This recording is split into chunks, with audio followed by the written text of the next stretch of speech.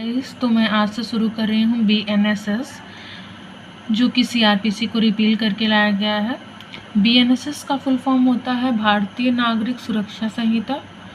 तो सबसे पहले मैं यहाँ से शुरू करूँगी कि आपको एक फॉर्मेट दूँगी कि कैसे ये जो क्रिमिनल प्रोसीडिंग्स होती हैं उनको कैसे किया जाता है।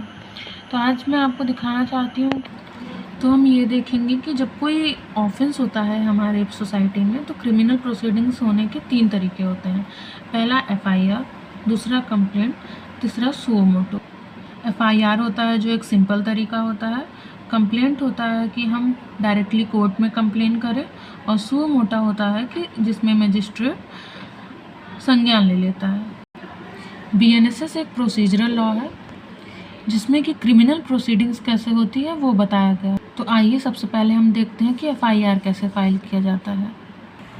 तो हम एग्जांपल लेते हैं FIR का, जो डायरेक्टली भी हो सकता है या आप SP से कांटेक्ट करके भी कर सकते हैं।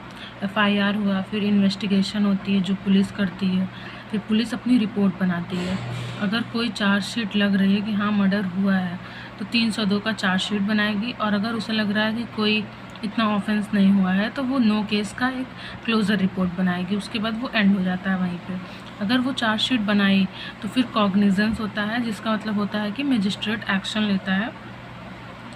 उसके बाद ये IOP, इशू ऑफ प्रोसेस, पूरी इंक्वायरी का प्रोसेस होता है। ये इंक्वायरी का प्रोसेस है।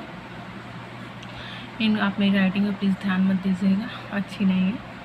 तो इशू ऑफ प्रोसेस होता है, फिर एक्यूज्ड को बुलाया जाता है, उसकी तरफ से सुनवाई होती है, फिर डॉक्यूमेंट्स देखे जाते हैं, पूरी हियरिंग चलती है। फिर जो चार्ज फ्रेम किया जाता है कि ये चार्जेस लगे हैं, जैसे यहाँ 302 के चार्जेस लगे हैं। उसके बाद ट्रायल होता है और जजमेंट आ जाती है। देखते हैं ट्रायल कैसे होता है। ट्रायल में पहला स्टेज होता है प्रोसिक्यूशन एविडेंस स्टेज, जिसमें प्रोसिक्यूशन अपना एविडेंस लाता है। फिर होता है स्टेटमेंट ऑफ 313 ऑफ CRPC, ये बहुत ही इम्पॉर्टेंट है, जिसमें कि एक्यूज्ड का पर्सनल एग्जामिनेशन होता है। जज एक्यूज्ड को पर्सनली बुलाता है और उसकी साइड स्टोरी को शॉर्ट में सुनता है। उसके बाद आता है डिफेंस एविडेंस स्टेज, डिफेंस अपने एविडेंस को लाता है। फिर ओवरऑल सबको देख के जजमेंट आता है। फिर दूसरा आता है कंप्लेंट। कंप्लेंट में ऑफेंस हुआ, पुलिस ऑफिसर ने FIR लॉन्च करने से मना कर दिया, तो हम डायरेक्टली मजिस्ट्रेट के पास भी कंप्लेंट कर सकते हैं। कंप्लेंट प्रोसीडिंग्स होंगी, फिर एग्जामिनेशन होगा कंप्लेंट का और विटनेस का, कंप्लेंट जिसने कंप्लेंट करी है और जितने विटनेस हैं। उसके बाद मजिस्ट्रेट कॉग्निजेंस लेगा, फिर इंक्वायरी होगी, फिर चार्ज फ्रेमिंग, ट्रायल, जजमेंट, सब इसी की तरह होगा सेम। उसके बाद तीसरा आता है सुओ मोटो।